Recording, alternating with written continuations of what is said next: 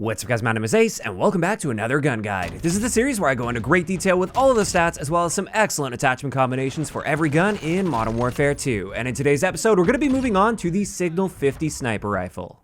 And starting it off as always, let's have a look at our one-shot kill areas as well as the ranges. And as we can see here, from 0 to 66 meters, the Signal 50 will be a one-shot kill anywhere from the groin up as well as the elbow up on the arms. This is exactly the same as the MCPR as well as the Victus XMR within the maximum damage range. And it's also worth noting, 66 meters is a pretty good maximum damage range here. This should cover the vast majority of gunfights you'll find on these 6v6 maps. As for beyond 66 meters, this is where it drops off, so it's now only going to get a one-shot kill to the upper torso, neck, or head. So it is a pretty harsh drop-off here. We don't just lose the arms, we also lose that mid to lower torso one-shot kill potential.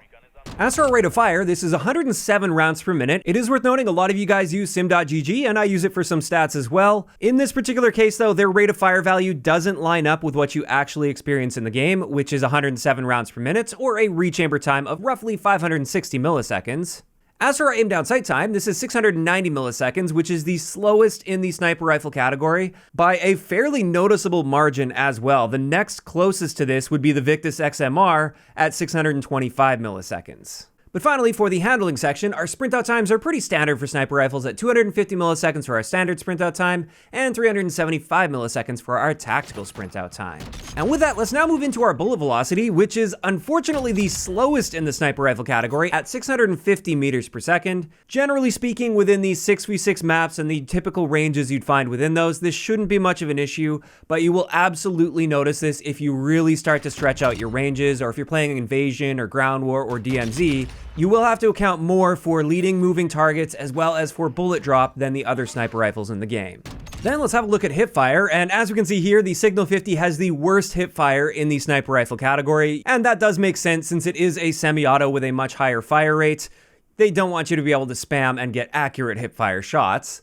Also, I did want to have a quick look at the default sniper scopes, and as we can see here, the Signal 50 has a pretty standard zoom level for a default optic on a sniper. And let's talk a little bit about recoil as well. It turns out the Signal 50 is one of those guns that doesn't recenter itself after firing a shot. You will have to manually correct after you fire a shot, which isn't a huge deal, but it is worth noting, especially with a semi-auto like this. I would say it applies more than the other guns. And now let's move on to our mobility stats, and our base movement speed is a little bit above average for sniper rifles, but not by a large margin. Our sprint speed is below average for sniper rifles, and then our aim walking movement speed is again above average, so it's kind of all over the place. At the end of the day, the sniper rifles don't really vary too much in this area anyway, but those are the numbers if you are interested in seeing them. And now let's get into our reload add time, which is unfortunately the slowest in the sniper category at 3.27 seconds. This is quite a slow reload time, especially for a detachable box mag.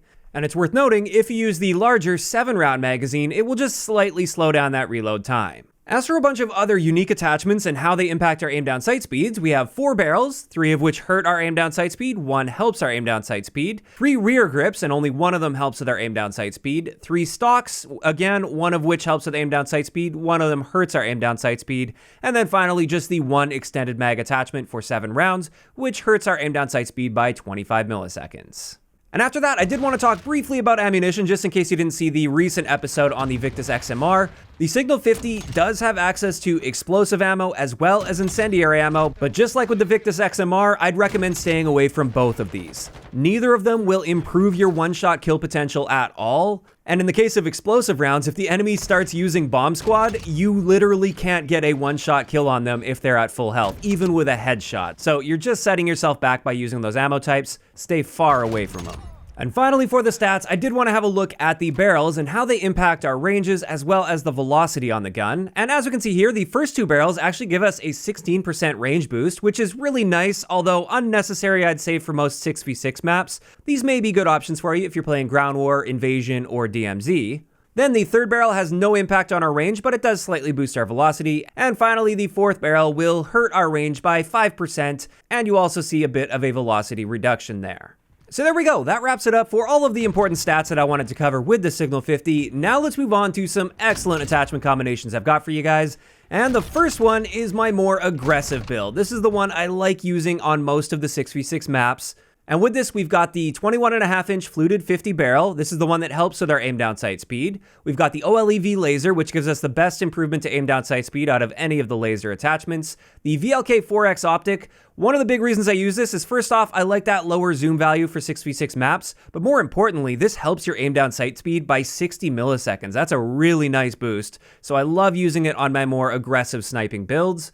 But then finally, we have the SO inline stock and the SA finesse grip. Both of these will help with our aim down sight speed as well. So as we can see with this setup, our new aim down sight speed is 511 milliseconds, which is not too bad. That's a nearly 200 millisecond improvement, which is excellent. Our sprint out time is also improved a bit. However, our muzzle velocity does suffer here. It's now 592 meters per second. This may impact your ability to hit moving targets at longer ranges, but for most of the 6v6 situations you'll find, this shouldn't be an issue for you.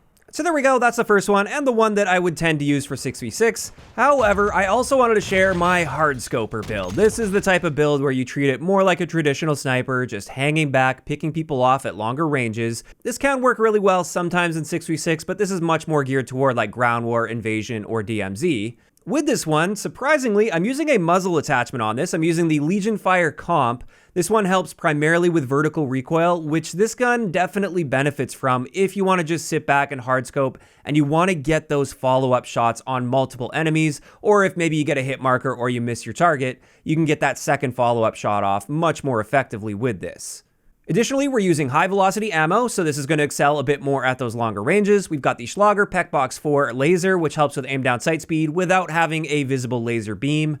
We have the 7-round magazine on there just because it's nice to not have to constantly stop and reload, especially with the really slow reload time on this. And then finally, we have the Cronin Blockade grip, which does help with recoil as well, and it combines nicely with that muzzle attachment.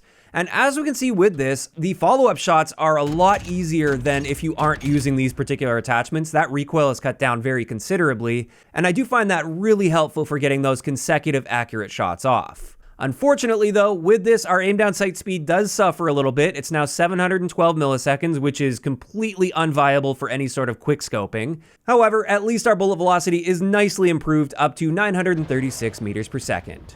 And with that, that's gonna wrap it up today's gun guide on the Signal 50. As for my thoughts on this gun, it's kind of weird. It's one of those guns where on paper, just looking at the stats, I didn't think I'd really be into this sniper rifle, largely due to the fact that the aim down sight time was so slow, but also partially with bullet velocity, even though that's not as big of a factor in 6v6, which is my primary game mode that I play.